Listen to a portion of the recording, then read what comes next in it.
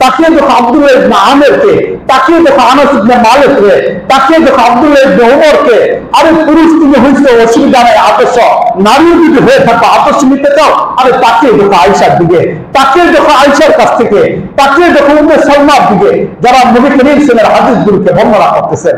তুমি যেই হও না কেন, যেখানেই থাকো না কেন, তোমার জীবনের আদর্শ নবী তাহলে তোমার আদর্শ। তবে সেই আদর্শকে বাস্তবায়ন করে দেখাই দিয়েছেন সাহাবায়ে কেরাম। তাই নবী ঘোষণা দিয়েছেন, আসহাবি কান্নুজুম বিআইয়িহিম ইহতাদাইতুম ইহতাদাইতুম। সাহাবারা হলেন সেই নক্ষত্রের মতো, তুমি যার ইচ্ছা হেদায়েত গ্রহণ করতে চাও, অনুসরণ করো হেদায়েত। এই জন্য আমাদের কাছে সাহাবায়ে কেরামের মিয়ার হক শর্তের মাপকাঠি। সাহাবায়ে কেরামের ব্যাপারে আল্লাহ কোরআনের মধ্যে বলেছেন, আমিনু কামা আমানান নাস, তোমরা ঈমান আনো যেমন ওই সাহাবায়ে কেরামের ঈমান আছে। তাই সাহাবায়ে কেরামের সমালোচনা করা যারা করবে তাদের উপর আল্লাহর লানত বর্ষিত হয়, তাদের উপর আল্লাহর অভিশাপ বর্ষণ হয়। এটা যদি কোনো দলের করে থাকে তাহলে সেই দলের উপর আল্লাহ রাব্বুল আলামিনের লানত হবে, অভিশাপ হবে। এই জন্য কোনো অবস্থার মধ্যে যেন সাহাবায়ে কেরামের সমালোচনা না করে। তো মুআজ্জাব হাজিরিন, এই তো সাহাবায়ে কেরাম তৈরি হলেন, এই যে সাহাবায়ে কেরাম তৈরি হলেন। তাহলে আলোচনা করতেছিলাম মক্কা, সেটা ছিল ব্যক্তি তৈরি করার প্রশিক্ষণের জায়গা, যেখানে নবী করিম সাল্লাল্লাহু আলাইহি ওয়াসাল্লাম ব্যক্তিকে তৈরি করছেন। আর ব্যক্তি তৈরি করার মূল বস্তু হলো তিনটা।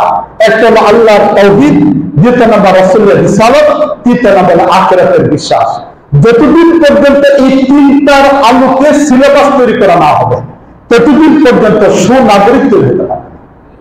সিলেবাস এই তিনটার আলোকে তৈরি করতে হবে।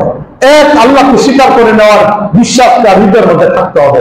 রাসূলের আদর্শ তার জীবনে আদর্শ হবে, সাথে সাথে পরকালের ভয় তার মধ্যে থাকতে হবে। তাই কার্ল মার্কস আমাদের আদর্শ হতে পারে না, লেনিন আমাদের আদর্শ হতে পারে না, আব্রাহাম লিঙ্কন গণতন্ত্রের প্রতিষ্ঠাতা আমাদের আদর্শ হতে পারে না। আমাদের আদর্শ হলেন রাসূল করিম সাল্লাল্লাহু আলাইহি ওয়াসাল্লাম। যদি ওনাকে অনুসরণ করি তাহলেই কেবলমাত্র হেদায়েত। তাই আমাদের সময় আসছে পুরো সিলেবাসটাকেই পরিবর্তন করতে হবে। রাষ্ট্রটাকে যেমন মেরামত করা প্রয়োজন, এই 15 বছরে যেমন সব শেষ করে দেওয়া গেছে, ঠিক অনুরূপভাবে সিলেবাসটাকে নষ্ট করে দিয়ে গেছে। এই সিলেবাসটাকে এখন পরিবর্তন করতে হবে। যদি পুরো সিলেবাসকে আবার নতুন করে সাজানো না হয়, তাহলে আবার দুর্নীতিবাজ মানুষগুলো ব্যবহার করে, যারা নিজেরা ইসলামকে ব্যবহার করছে স্বার্থের কারণে। ওই যে দেখেন না, সুফি নামে পরিচিত সালমান এফ রহমান কি না করছে, এতদিন পর্যন্ত দাঁড়িয়ে আর পাগড়ি পরা মানুষের সামনে আসছে। আর এখন প্রয়োজনের খাতিরে যারা দাড়ি কেটে ফেলা, তারা ইসলামও শেষ করে, যাদের কাছে নবীর সুন্নতের আদর্শ ভালো লাগে না, তারা ইসলামের সবকিছুকে শেষ করে দিতে হবে। ক্ষমতায় থাকা অবস্থায় ইসলামকে ব্যবহার করছে, আমাদের হুজুরদের ব্যাপারে ব্যবহার করছে যে আমরা নাকি ধর্ম ব্যবসী। আরে ধর্ম ব্যবসাটা হলো তোমরা।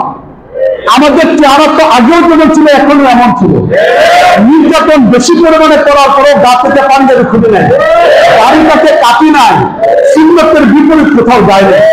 তোমরা তো বারবার রং পরিবর্তন করছো, কখনো মাথার মধ্যে হিজাব দিছো, কখনো তসবি করছো, আর ধর্মকে ব্যবহার করে মানুষের ঈমান আকীদাগুলো করছো। তোমরা হলো সবচেয়ে বড় ধর্ম ব্যবসা। এই জন্য আজকে সময় আসছে সবকিছুকে পরিবর্তন করা।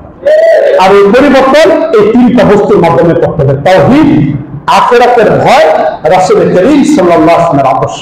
এই তিনটাকে যদি নেওয়া না যায় তাহলে কখনো পরিবর্তন আসবে না। তাহলে ব্যক্তি গঠনের এই হলো তিনটা। ইনশাআল্লাহ সামনের সপ্তাহে আরেকটি এই বিষয়ের উপর আলোচনা করব। আল্লাহ রাব্বুল আলামিন আমাদেরকে তৌফিক দান করুন।